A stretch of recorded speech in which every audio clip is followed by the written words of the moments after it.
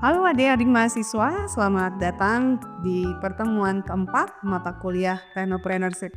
Pada sesi kali ini, kita akan membahas sebuah topik yang sangat relevan dengan dunia bisnis saat ini, yaitu Technopreneurship dalam masa krisis. Kita ketahui dunia bisnis tidak selalu berjalan mulus ya. Kita hidup di era yang disebut dengan VUCA atau Volatile, Uncertain, Complex, dan Ambiguitas. Ini adalah situasi di mana perubahan terjadi sangat cepat. Seperti ini, Technopreneurship memiliki peran yang sangat penting untuk membantu bisnis tidak hanya bertahan tetapi juga tumbuh. Sebagai Technopreneur, bagaimana Anda dapat menghadapi situasi seperti saat ini? Bagaimana Anda tetap relevan saat dunia berubah begitu cepat? Pertanyaan-pertanyaan ini akan kita jawab pada pertemuan kita hari ini. Sebelum jauh membahas tentang bagaimana menghadapi krisis, sebaiknya kita mengetahui terlebih dahulu apa itu VUCA atau dampaknya pada bisnis. VUCA adalah istilah singkatan dari Volatile, Uncertain, Complex, dan Ambiguitas. Volatile itu adalah perubahan terjadi dengan cepat, misalnya pandemi COVID-19 yang tiba-tiba mengubah cara hidup dan bekerja kita. Lalu uncertain adalah tidak ada kepastian, seperti ketidakpastian ekonomi global akibat perang atau inflasi. Kompleks berarti banyak faktor yang saling terkait seperti teknologi, regulasi, preferensi konsumen. Lalu ambiguitas adalah sulitnya memprediksi apa yang terjadi karena banyak hal yang tidak jelas atau baru. Nah, kita harus memahami situasi krisis pada saat ini. Mari kita lihat beberapa faktor eksternal yang menjadi tantangan besar dalam dunia bisnis. Yang pertama, ada perang dagang AS-Tiongkok yang memperlambat pertumbuhan ekonomi global termasuk Indonesia. Mengapa memperlambat pertumbuhan ekonomi? Perang dagang memicu kenaikan tarif impor dan ekspor antara dua negara ekonomi terbesar dunia. Hal ini mengganggu rantai pasok global, meningkatkan biaya barang, dan menciptakan ketidakpastian bagi perusahaan yang bergantung pada perdagangan internasional. Dampaknya terhadap Indonesia bergantung pada sektor ekspor bahan baku seperti batu bara, minyak kelapa sawit ke Tiongkok. Dan ketika Tiongkok mengurangi impor karena tarif yang lebih tinggi dari AS, permintaan global menurun sehingga memainkan atau melemahkan ekonomi domestik kita. Lalu situasi yang kedua adalah pandemi COVID-19, di mana dengan pandemi COVID-19 menghentikan aktivitas ekonomi di berbagai sektor. Pandemi COVID-19 menyebabkan pembatasan sosial berskala besar, seperti lockdown yang menghentikan operasional bisnis secara langsung. Sektor yang paling terdampak adalah yang bergantung pada interaksi fisik. Yang ketiga adalah fluktuasi harga minyak dunia dan nilai tukar rupiah yang tidak stabil. Ini diperburuk dengan situasi di mana harga dunia turun ke level terendah dalam 29 tahun terakhir selama pandemi. Negara-negara penghasil minyak termasuk mitra dagang Indonesia menghadapi penurunan pendapatan. Hal ini mempengaruhi kemampuan mereka untuk mengimpor barang dari Indonesia. Lalu fluktuasi rupiah, artinya adanya ketidakpastian nilai tukar, membuat biaya impor bahan baku dan komponen meningkat. Bisnis yang bergantung pada bahan baku impor seperti farmasi dan tekstil tentu berdampak karena menghadapi kenaikan biaya operasional yang tajam. Oke. Bagaimana leadership, teknologi, dan bisnis recovery plan harus dilakukan? Dalam situasi seperti ini, technopreneur harus memiliki kepemimpinan yang adaptif dan mampu memanfaatkan teknologi untuk membuat rencana pembuatan bisnis.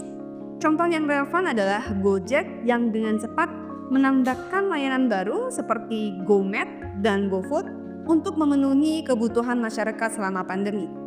Sebagai technopreneur, Anda harus mampu memimpin bisnis Anda melalui inovasi berbasis teknologi yang tepat sasaran. Disinilah kita mulai berbicara tentang langkah konkret untuk bertahan. Oke, lalu bagaimana strategi technopreneurship untuk menghadapi krisis? Yang pertama, amankan likuiditas atau cash is key. Di masa krisis, menjaga likuiditas adalah prioritas. Salah satu pelajaran utama dari krisis adalah bahwa cash is king. Likuiditas menjadi prioritas untuk menjaga bisnis tetap berjalan. Contohnya adalah banyak UMKM kuliner yang beralih menjadi reseller produk kebutuhan pokok selama pandemik untuk menjaga arus kas tetap positif. Selain itu, perusahaan seperti Tokopedia mengintegrasikan fitur cicilan pembayaran untuk membantu konsumen tetap berbelanja meskipun dalam situasi ekonomi yang sulit. Langkah kedua adalah adapt to new normal. Adaptasi cepat ke normal yang baru. Krisis memaksa kita untuk beradaptasi dengan cara baru. Sebagai planner, Anda harus cepat menemukan peluang.